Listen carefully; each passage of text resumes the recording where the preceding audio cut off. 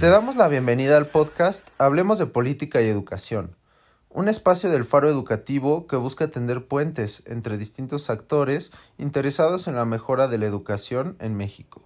Seguimos con la primera temporada del podcast del Faro Educativo Hablemos de Política y Educación, cuyo eje central es el papel que juegan o pueden jugar los observatorios ciudadanos en la mejora de la educación en México a partir del análisis de los alcances y desafíos de las políticas educativas. Pero, ¿qué son las políticas educativas? Una definición formal de lo que es una política pública, en este caso una política educativa, la encontramos en el trabajo de Luis Aguilar Villanueva, quien señala que estas son el conjunto de acciones intencionales y causales orientadas a la realización de un objetivo de interés público. Cuando hablamos de políticas públicas, normalmente pensamos en acciones desplegadas por el Estado, los gobiernos nacionales, estatales y o municipales para atender un problema público que se considera relevante. El análisis de las decisiones del gobierno se puede hacer en las distintas etapas de lo que se conoce como el ciclo de las políticas. En el apunte cero del Faro Educativo, disponible en nuestra página web, se plantea un esquema para el análisis de dicho ciclo, en 5 dimensiones o etapas, todas interconectadas. En una primera etapa, se puede observar cómo entra un problema a la agenda del gobierno. En una segunda, cómo se define y se formula la política. En una tercera, cómo se lleva a cabo el diagnóstico del problema que se busca atender. En una cuarta, cómo se implementa la política. Y en una quinta, cómo se realiza el seguimiento y evaluación de resultados de la política. El análisis y observación de las políticas tienen que ver con lo que ocurre en cada una de estas etapas. Podemos observar una o varias de estas, dando cuenta de qué actores participan en cada una, cuáles son las acciones y omisiones de la política, qué tan pertinentes son las acciones tomadas, cuántos recursos se invirtieron en ello, etc. La tarea, sin duda, puede ser titánica. Pero es muy importante hacerla y desde el Faro creemos que los observatorios deben participar en la elaboración de estos análisis. Bueno, pues hola, muchas gracias a las personas que nos escuchan en esta segunda edición, en este segundo episodio de nuestro podcast, primera temporada, nuestro podcast del Faro Educativo, que pues hemos denominado Política y Educación. Hablemos de política y educación. Hoy nos acompaña un investigador muy querido, muy amigo, el doctor Pedro Flores Crespo. Él es investigador de la Universidad Autónoma de Querétaro, ha sido profesor visitante de Harvard y en el Instituto sobre Efectividad de la Educación en Inglaterra. Es miembro del Sistema Nacional de Investigadores, del SNI, y mantiene una columna crítica en el periódico El Universal de Querétaro. Fue coordinador de redes de la Asociación de Desarrollo y Capabilities, fundada por el profesor Amartya Sen, quien es Premio Nobel de Economía. También fue secretario técnico del Consejo de Especialistas, que operó como órgano asesor del secretario de Educación Pública. Y bueno, Pedro imparte clases sobre teoría social, implementación de políticas, métodos de investigación y de seguridad educativa. Y bueno, pues bienvenido, queridísimo Pedro. Gracias por acompañarnos en este episodio. Es un gusto enorme tenerte como invitado en este podcast. Y bueno, como te comentaba, la propuesta del podcast es hablar sobre política y educación, sobre políticas públicas, políticas educativas. Y esta primera temporada del podcast queremos hablar con distintos invitados sobre el papel que juega la sociedad civil y la academia a través de espacios como el Faro Educativo y los observatorios ciudadanos y otros espacios de análisis en la elaboración de diagnósticos y propuestas para atender los retos que enfrenta nuestro sistema, que como tú sabes son enormes y hoy están además agravados por el tema de la pandemia por COVID-19. Tú sabes también que hace año y medio que estamos operando un observatorio de políticas educativas en la Ibero, el Faro Educativo, y bueno, pues con esta idea justo de observar las políticas y abonar con ello a una discusión más informada de todo el tema de política educativa. Sabemos que no es suficiente a veces observar las políticas, pero queremos contribuir con un granito de arena. Y a partir de ello es que quisiera hacerte algunas preguntas y iniciar esta conversación, ¿no? Y mi primer punto, bueno, además de darte la bienvenida, que empezamos a conversar sobre para qué debemos observar las políticas, qué debemos observar de las políticas educativas y cómo podemos observarlas. Sé que son muchas preguntas, pero como tú quieras empezar y bienvenido, Pedro. Sí, no, bueno, pues es un honor y un gusto estar con el Faro Educativo. Lo he seguido desde que inició, es un proyecto importantísimo, ¿no? El liderazgo de Arce ha sido clave y ahora, bueno, del equipo que está aquí con nosotros, yo les agradezco mucho la oportunidad de platicar con ustedes. Pues, la primera pregunta, ¿no? De ¿por qué observar las políticas públicas? Pues las políticas públicas, pues lo que sabemos es que surgen para tratar de resolver los problemas educativos que tenemos. Y las hacemos la sociedad en general, diría Enrique Cabrero, es pública la política porque es la confluencia de distintos actores, no solamente el gobierno, sino la sociedad civil, periodistas, académicos, y entonces todos convergemos en hacer una política pública. Bueno, surge para resolver un problema, la desigualdad educativa, la baja calidad de la educación, la exclusión escolar. Si estas políticas, como ocurre, no dan los resultados esperados, ¿no? Pues entonces se hace necesario que un ojo visor, un ojo crítico, ponga atención en cuáles son los resultados, los procesos de esas políticas y cómo la sociedad y los distintos gobiernos se organizan para responder a esos problemas. Creo que esa es la respuesta más directa.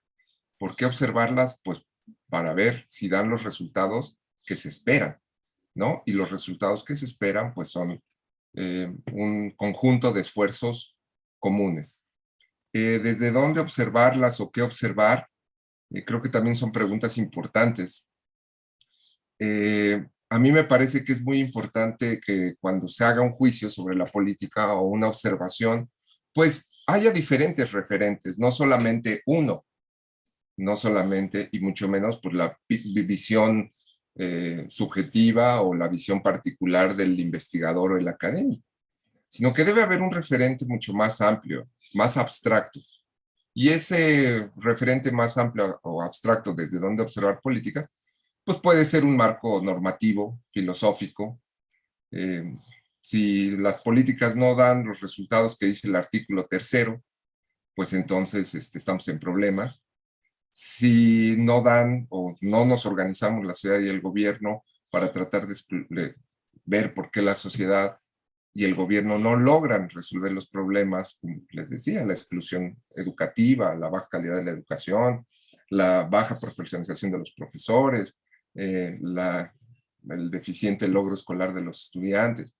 Entonces, eso creo que es importante, ¿no? Hay un marco filosófico normativo que tenemos. Por el otro lado, está un marco de eficiencia o de efectividad. Yo creo que ese es uno de los objetos de estudio más importantes que a mi juicio tendría que tener una política pública. Es una cuestión práctica o una pregunta que tú puedes formularte, decir, esta política está dando los resultados esperados o no, ¿no? Resultados esperados, ya sea en ese marco filosófico o normativo que tengas, o en una cuestión más amplia, ¿no? Puede ser también un marco político, de politics. Si un gobierno se estableció no dejar a nadie atrás, ¿no? Bueno, pues ahí está el marco de politics con el que hay que observar las políticas. ¿Qué prometió un gobierno? ¿Qué fue lo que explícitamente dijo que iba a hacer? ¿Y qué es lo que está haciendo? Y entonces, pues entre lo que dijeron que iban a hacer y lo que están haciendo, hay un marco político. ¿Y para qué nos sirve eso? Bueno, pues para muchas cosas. Una es hacer crítica abierta en una democracia a las formas de actuar de los gobiernos y de las sociedades. Y bueno, y por el otro lado, pues está con el ánimo, ¿no? Así surge Observatorio Ciudadano de la Educación, con el ánimo de establecer una interlocución con la autoridad, ¿no? Y tratar de entender, ¿no? Tratar de persuadirlo de que quizá lo que está haciendo no es lo correcto y entonces hay alguien que le pueda decir que no es el gobierno, porque los gobiernos nunca se van a preguntar ellos mismos si lo están haciendo bien o mal, pues ellos siempre van a pensar que se lo están haciendo bien, que le diga una voz externa, independiente, autónoma, pues que a lo mejor no está haciendo bien las cosas y que tendrá que corregir. Por el otro lado está otro marco, aparte del marco filosófico, normativo, político, eh, está un marco histórico, ¿no? Donde también podemos hacer una observación de las políticas. Si ustedes se fijan, cuando hacemos juicios sobre el actuar de algún gobierno sobre algún tema, casi siempre los juicios son en un determinado momento, como transversales, ¿no? Ah, y este no logró resolver la profesionalización de los maestros, este gobierno.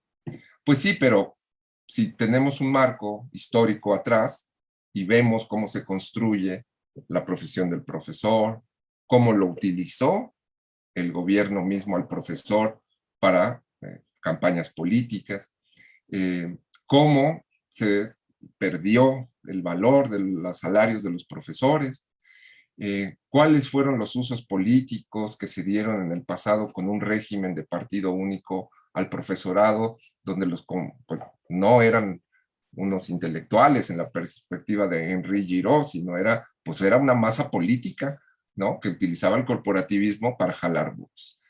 Entonces, si no tenemos en cuenta ese marco de observación más amplio, pues podemos hacer juicios que pueden ser apresurados, sin fundamento, y en el ideal mundo académico, que afortunadamente pues tenemos ese código, si tú dices una cosa errónea, pues es muy probable que pierdas interlocución.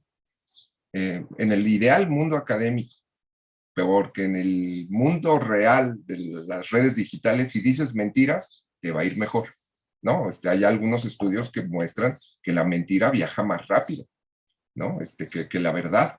Y entonces ahí, pues, los académicos o los que queremos hacer algún punto de vista de opinión pública, pues estamos viendo a los influencers, youtubers, actuar de una manera distinta, ¿no? A lo que nosotros y a lo que el código académico, ¿no? Pues nos mandata decir, apégate a la verdad, trata de ser honesto intelectualmente, tener una autonomía, una independencia, y a lo mejor no vas a tener muchos likes, ni muchos followers, ni el aplauso fácil, ¿no? Que gusta muchísimo. Pero bueno, pues esa es una decisión que uno tendrá que tomar. Observar desde estos referentes, tratar de decir la verdad, y bueno, ya otro tema del que hablaremos más tarde, pues seguramente va a ser ¿y cómo? ¿Desde dónde? ¿Qué plataformas? ¿Cómo le haces? ¿Qué formatos? Por eso me parece muy interesante y muy valioso la idea del podcast, ¿no? Muchas gracias, Pedro. Fíjate que has tocado varios puntos muy importantes, ¿no? Y tiene que ver con la importancia de observar y qué observar, ¿no? O sea, hablaste de marcos normativos, de marcos políticos, de marcos históricos, de instrumentos de política. Finalmente, podemos hacer la observación a partir de lo que un gobierno promete que va a hacer, ¿no? O sea, es lo que primero que tendríamos que escanear. Bueno, ¿qué es lo que dijo la autoridad respecto a este tema? Y entonces un observatorio justamente puede ir haciendo un semáforo, ¿no? Y decir, a ver, ¿esto qué has cumplido? ¿Cómo vamos, no? Pero De también hecho, has mencionado, sí, de hecho, fíjate que uno de los foros que organizaba Observatorio eran varios. Uno era el análisis de las plataformas electorales de los candidatos y luego preguntarles, la publicación de comunicados. Y otro tipo de foros era un foro, le poníamos, ya no me acuerdo si era así el nombre, pero de medio término, como para hacer un balance en los 3 años del gobierno, ¿no? Que ahorita son los 3 años, ojalá haya un foro de este tipo, y entonces decirle al gobierno, decir, mire, usted prometió esto y logró esto. Entonces, a ver, explíquenos, pues, ¿por qué? Y sobre todo, una de las cosas más importantes de observar es, pues, que florece la participación de las personas, en este caso los académicos que se meten a cuestionar un gobierno desde una posición distinta y entonces tratan de lograr interlocución con otros actores, la prensa, los intelectuales, y esto creo que es un punto muy, muy importante en términos pues, en términos de participación ciudadana, en términos de debate informado, en términos de democracia deliberativa y en términos al final de modernidad. Imagínate que le digas ¿no? A la autoridad, usted está equivocado por estas razones. Y si te dicen, no, no estoy equivocado por estas, bueno, a ver, explíqueme su razón.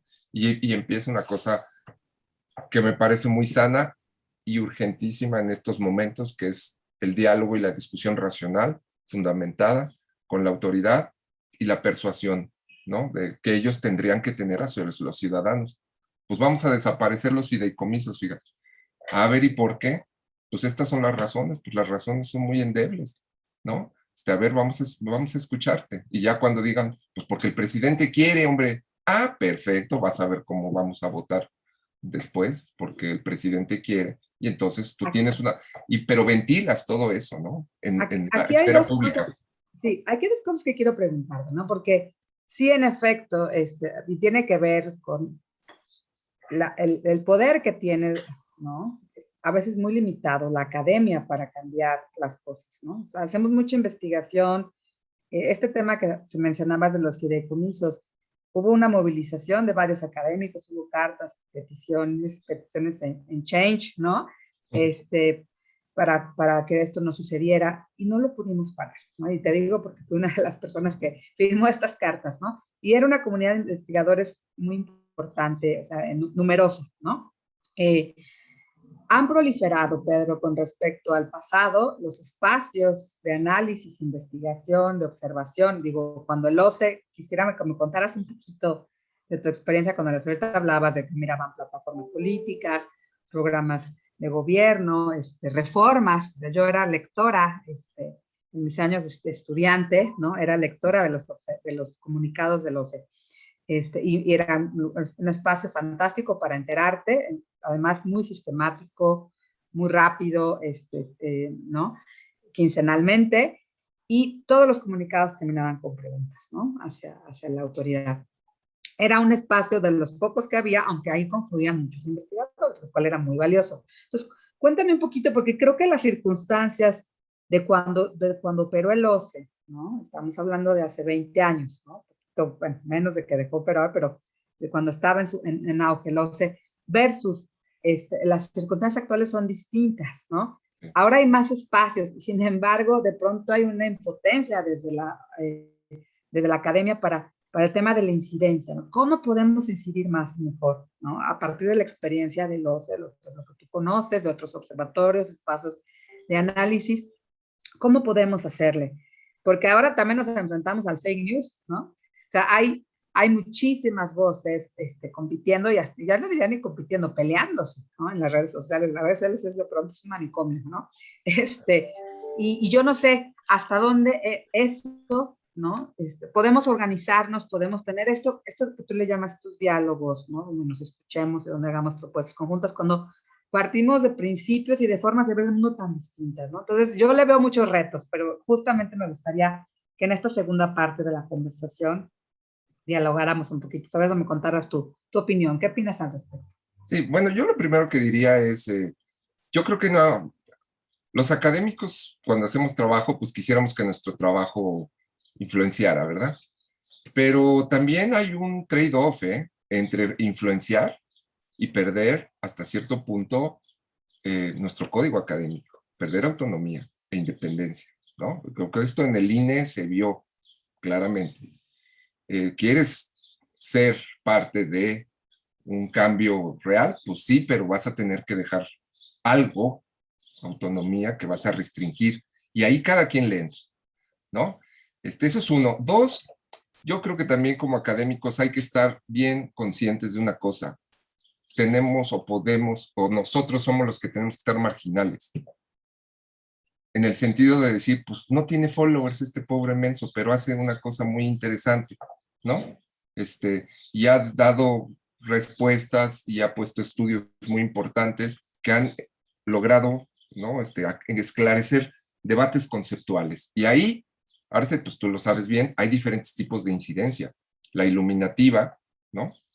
Que es, pues, te cambió la idea de la pobreza, ¿no? Como lo hizo Zen. Y entonces, pues, un impacto impresionante. Y después llegaron los PNUDs y pues, puede haber una diferencia mucho más, digamos, directa. Pues voy a poner escuelas, ¿no? Bueno, pues, entonces pones escuelas. O voy a hacer un modelo distinto del caso. Pero esto creo que hay que meditarlo bien. Hay un trade-off entre influencia y autonomía, y cada quien le entra. Y por el otro lado hay diferentes tipos de incidencia, ¿no? El observatorio coincidió con la llegada de la democracia, y esto creo que no hay que dejarlo de ver. Nace a partir de un grupo de investigadores muy connotados, de los más connotados del país, bajo el liderazgo de Pablo Latapí, y entonces surge a partir de el espacio que se abre gracias a la democracia, en donde usted le puedes decir al gobierno abiertamente lo que desees. Y eso creo que fue algo que no hay que perderlo de vista. Ahorita el macroambiente pinta para otro lado, ¿no? Entonces, eso creo que es muy importante. Dos, creo que el liderazgo del doctor Latapí fue claro, ¿no? Los grupos no se mantienen, los grupos académicos, políticos, acuérdate de Red, pues se disolvió, hace falta algo ahí. Y ese algo, pues muchas veces son liderazgos como el que ejercía Latapí, ¿no? Que nos reunía, que hacía, que él fue a la Fundación Fora a pedir financiamiento para el observatorio, hablaba con la gente, etcétera. Y bueno, tenía esta idea moderna, ¿no? De hacer o establecer puentes de interlocución con el poder, ¿no? Y esto Latapí lo sabía muy bien porque había sido asesor, tenía un lugar y tiene un lugar muy importante dentro del pensamiento educativo mexicano. Entonces, bueno, pues eso era una cosa muy importante. Sí, ahora hay más. Tú dirías, oye, pues había poquito y ¿cuál fue el nivel de incidencia?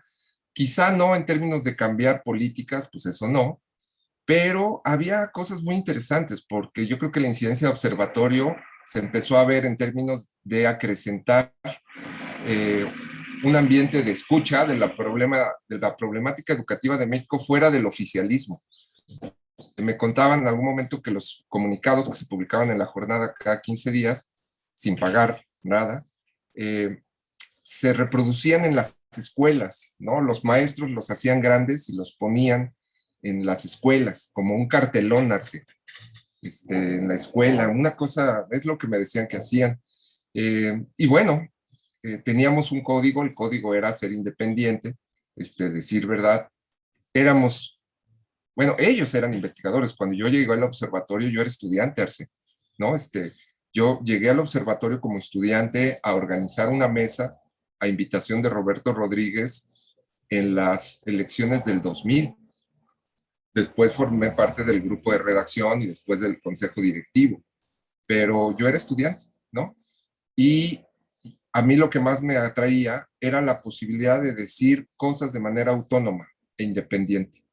Y eso, Arce, en ese momento ni siquiera los académicos y algunos académicos que estuvieron en el OCE, que después nos tuvieron que salir, lo entendían. No, pues cómo le voy a decir a la autoridad, ¿no? Cosas. Y en cambio, a mí, quizás los más jóvenes, nos atraía la idea de, ¿no? De buscar ese diálogo y esa confrontación, ¿no? Afortunadamente, pues estábamos, pues yo estaba bien arropado por mis colegas, era gente muy profesional, había un trabajo sistemático atrás, nos reuníamos para hacer los comunicados. Era una reunión al mes en el ISUE de la UNAM, discutíamos los temas del comunicado y asignábamos quién iba a ser el redactor principal y luego todos los revisábamos. Entonces era un trabajo colegiado, bien hecho, y todo era honorario, nadie nos pagaba, ¿no? Salvo después que se consiguió una cuestión de financiamiento de la Fundación Ford para pagar a una secretaría técnica, que fue Joali Navarro, que vale la pena platicar con ella. Pero fue un momento importante en ese sentido. Ahora sí hay más think tanks, INCO, México Evalúa, etcétera, etcétera. Mexicanos primero, ¿no? Que algo que a mí me gusta mucho de Mexicanos primero, no me gusta tanto su línea de pensamiento sobre los profesores, yo creo que eso ya quedó claro que no era por ahí, pero me gusta mucho un brazo legal que ellos tienen y además la manera en cómo se comunican, los estudios que hacen, porque genera reacción. Pues la Secretaría de Educación hace una semana les contestó con una tarjeta informativa, que estaban mal los dichos de nuestro amigo David Calderón, ni siquiera vieron el estudio, ¿no? Bueno, ese tipo de reacciones es muy sana, ¿no? es muy sana, porque pues generas debate, explicas, etcétera, ves el talante de un gobierno, ¿no? Y dices, ah, caray, pues sí estamos difíciles. Y cuando nosotros teníamos el trabajo en observatorio, yo creo que de 230 comunicados, Arce, que esperábamos una interrelación, interlocución, yo recuerdo que solamente 3 autoridades educativas nos contestaron, no nos pelaban. Las autoridades, los maestros sí, el medio estaba como muy viendo a ver qué decía observatorio, ¿no? Las autoridades en ese tiempo, pues el TIC priista y ¿no? Todo ese, el hábitus priista y autoritario del gobierno, pues no, ¿cómo les vamos a hacer caso a estos, ¿no? Que osan criticarnos. Uno de ellos fue a Ceneval, el maestro Antonio Gago, ¿no? Que fue, y se hizo un comunicado sobre los exámenes únicos y él llamó a observatorio, ¿no? Dijo, les voy a dar respuesta, no la hagan pública, pero pues platicamos. El otro fue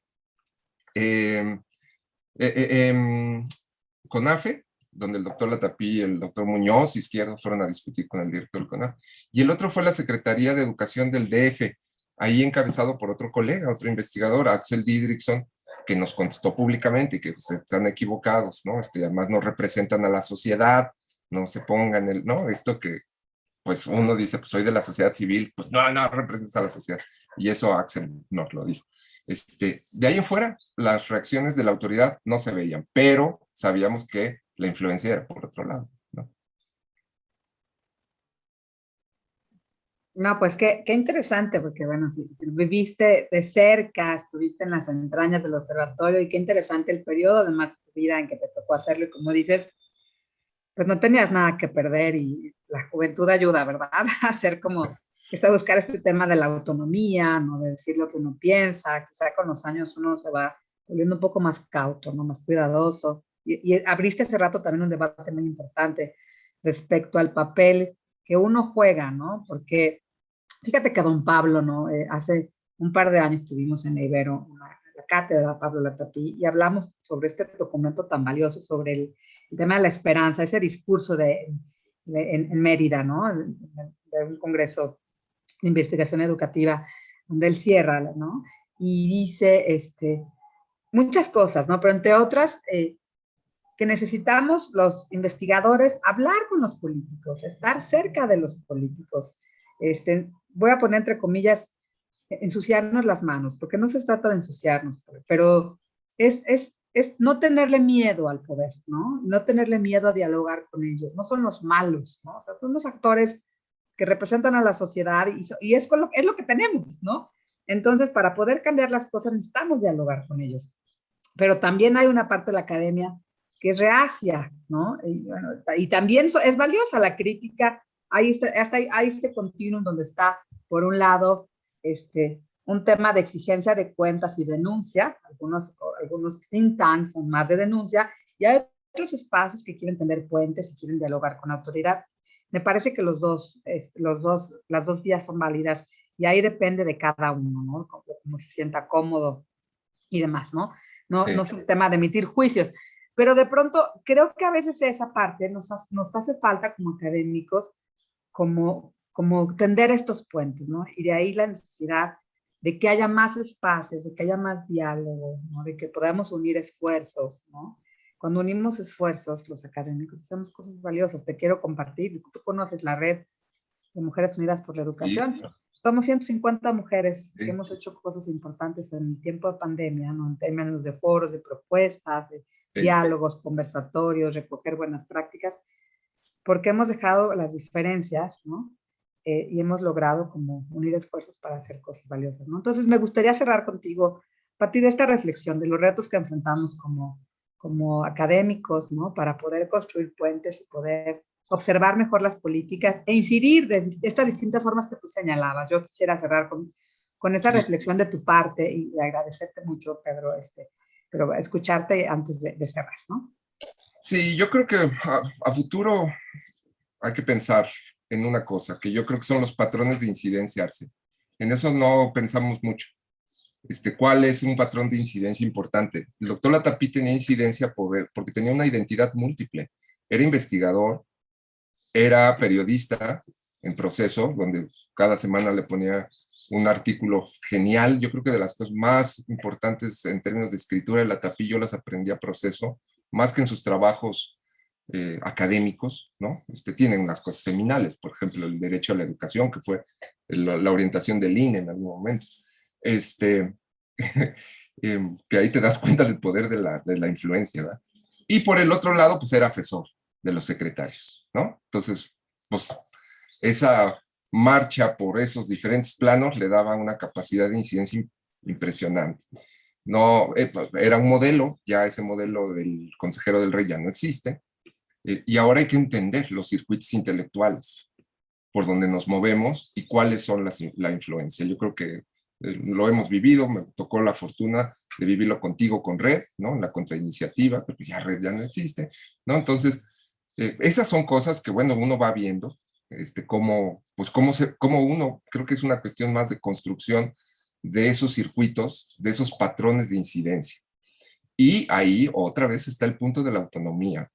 Otro de los puntos que hay que pensar, aparte de los patrones de incidencia, es el ejercicio de la independencia y la autonomía. La independencia y la autonomía, Arce, en este país cuesta muy caro, muy caro. Tú dices, bueno, pues estabas joven y todo.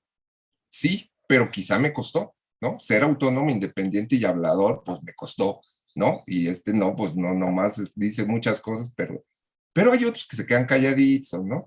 Y pues les va bien, entonces, y les va bien en muchos sentidos. Entonces, creo que ahí hay una reflexión importante que hacer. La autonomía y la independencia en este país es muy cara, ejercerla. Y entonces, eso demerita, ¿no?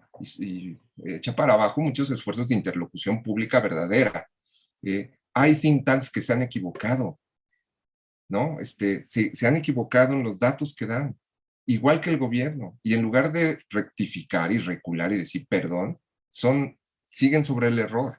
Pasó con creo que fue México Evalúa, con el caso de los salarios de los profesores, que estaban equivocados, ¿no? Y la SEP les dijo, están ustedes equivocados, ¿no? Y no rectificaron. Entonces, ahí ves una actitud también que tú podrías decir, pues la tiene el gobierno. No, los think tanks también se equivocan. Y si no corrigen, pues es un problema pues, de honestidad, ¿no? Entonces, aguas, no somos los buenos, nos podemos equivocar. Creo que eso hay que tenerlo muy claro. Por el otro lado, aparte de la autonomía, aparte de los patrones, hay que pensar en las redes digitales y en estas nuevas formas de interactuar. El Observatorio publicaba en La Jornada, después quiso subir a otro periódico, tener radio, ¿no? Y no lo logró, y eso pues empezó. Pero ahora ya hay otros recursos, por eso el podcast es fabuloso, las redes digitales, pero hay otro problema ahí, ¿no? Que es precisamente el de la posverdad, ¿no? El de las fake news, ¿no? Y entonces dices, ¿cómo hago algo, ¿no? Que es honesto, intelectualmente, fundamentado, que sea atractivo, ¿no? Para los youtubers, los influencers, los chicos en las escuelas que, pues no te va, no, digo, un niño no va a agarrar un periódico para leerte, o un joven, sino pues va a estar en la red. Entonces, ese tipo de nuevos recursos tecnológicos, Arce, yo creo que son importantísimos para comunicar, para hacer una coalición, ¿no? De pensamiento educativo amplia y al final, pues lo que todos queremos, que se corrijan los errores del sistema educativo y de las políticas educativas en beneficio, pues, para los que los que están dirigidos, que muchas veces son niños, jóvenes y adultos, ¿no? Entonces, ese es el objetivo. A través de un diálogo corregir errores de gobierno y sociedad para mejorar lo que se hace entre las escuelas y los sistemas educativos, ¿no?